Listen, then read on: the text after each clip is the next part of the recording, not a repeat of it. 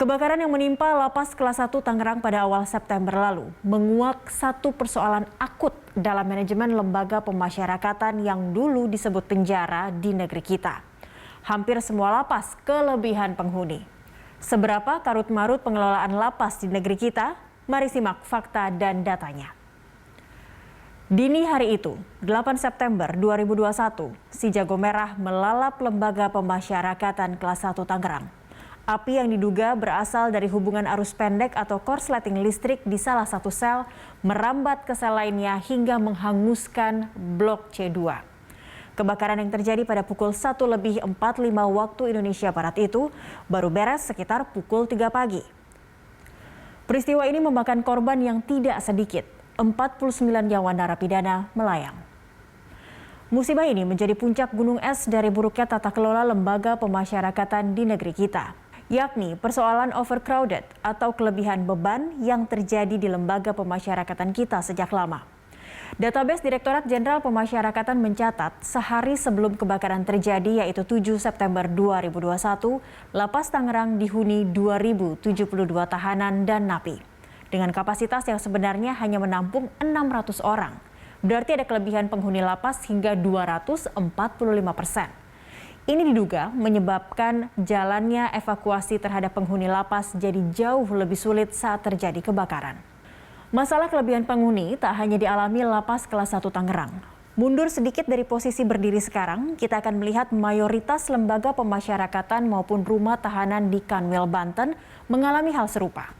Dari 12 lapas dan rutan yang ada, hanya 3 yang tidak mengalami kelebihan penghuni, yakni Lapas Kelas 2A Tangerang, Lapas Terbuka Kelas 2B Ciangir, dan Lembaga Pembinaan Khusus Anak Kelas 1 Tangerang. Sisanya secara total lapas dan rutan di Banten kelebihan penghuni yang idealnya hanya mampu menampung 5.197 tahanan maupun napi dipaksa memuat 10.436 orang. Absurd. Buruknya kondisi lapas di Kanwil, Banten hanyalah sebagian kecil dari masalah yang lebih besar.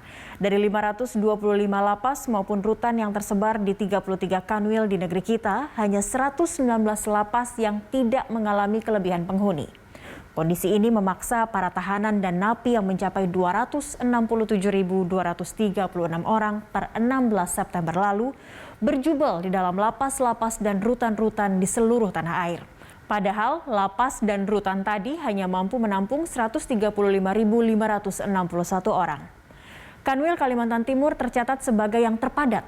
Dari total 13 lapas yang ada di sana, 12-nya melebihi kapasitas hingga 249%. Sedangkan Lapas Kelas 2A Bagan Siapi-Api di Kanwil Riau menjadi lapas tersumpek. Lapas yang sejatinya hanya memuat 98 napi dan tahanan itu dipaksa menampung 897 napi dan tahanan. Dengan begitu kelebihannya mencapai 815%. Sekali lagi, absurd. Ini jelas mengerikan, apalagi musibah kebakaran yang menimpa lapas dan rutan tidak bisa disebut jarang. Dalam 2 tahun terakhir saja sudah ada 13 kebakaran yang terjadi di lapas maupun rutan. Yang paling sering sejauh ini terjadi pada tahun 2019, di mana terjadi kebakaran sebanyak 7 kali di lapas dan rutan kita. Rinciannya, 2 kali di Kanwil Sumatera Utara, sementara sisanya masing-masing 1 kali di Kanwil Sumatera Barat, Riau, Aceh, Papua Barat, dan Sulawesi Tengah. Adapun penyebabnya yang terbanyak adalah karena kerusuhan. Ini terjadi di Rutan Siak Sri Indrapura Riau, Lapas Narkotika Langkat Sumatera Utara, Lapas Blang Pidi Aceh, Lapas Kabanjahe Sumatera Utara, dan Lapas Manado Sulawesi Utara. Penyebab terbanyak kedua, korsleting listrik sebanyak 4 kali. Dan penyebab lainnya seperti ledakan kompor, konflik napi dengan masyarakat sekitar, ataupun napi yang mencoba kabur juga sebanyak 4 kali. Apa sih sebenarnya penyebab kelebihan penghuni lapas yang terjadi di negeri kita? Menurut Menteri Hukum dan HAM Yasona Laoly, ini karena Indonesia masih memidanakan pengguna narkoba. Per 31 Agustus lalu, total narapidana kasus narkoba di Indonesia mencapai 145.347 orang. Itu terdiri atas 116.887 bandar atau pengedar dan 28.460 pengguna.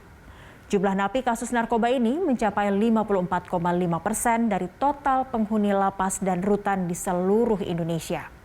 Atas dasar itu, Yasona menilai perlu ada perubahan cara pandang dalam penanganan kasus narkotika dan psikotropika.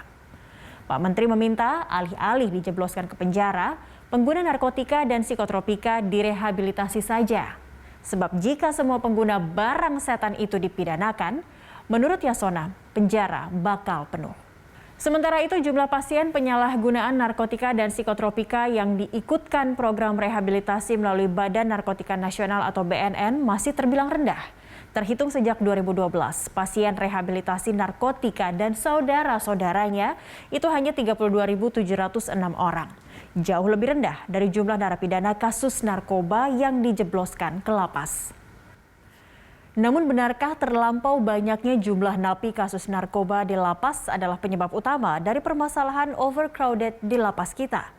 Apakah mendorong pendekatan hukuman alternatif non-penjara kepada pengguna narkoba adalah jalan keluar dari persoalan ini? Tengok data ini. Anggaran belanja bagi Ditjen Pas selama 2017 hingga 2020 rata-rata hanya 33% dari anggaran belanja Kementerian Hukum dan HAM. Pertanyaannya, apakah anggaran segitu sudah memadai untuk membiayai perawatan sarana prasarana lapas, apalagi pembangunan lapas-lapas baru? Barangkali karena inilah wacana supaya Ditjen Pas dapat berdiri sendiri terpisah dari Kemenkumham sudah bergulir cukup lama. Tentang pembangunan lapas-lapas baru, menurut Menko Polhukam Mahfud MD, rencana itu sudah ada sejak 2004, namun terganjal masalah klasik, yaitu anggaran.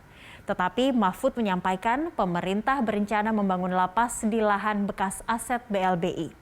Apakah tragedi kebakaran yang merenggut nyawa begitu banyak napi di lapas Tangerang dapat memantik perubahan radikal dalam lembaga pemasyarakatan kita? Kalau tidak sedang bermimpi, seharusnya jawabannya iya. Bakal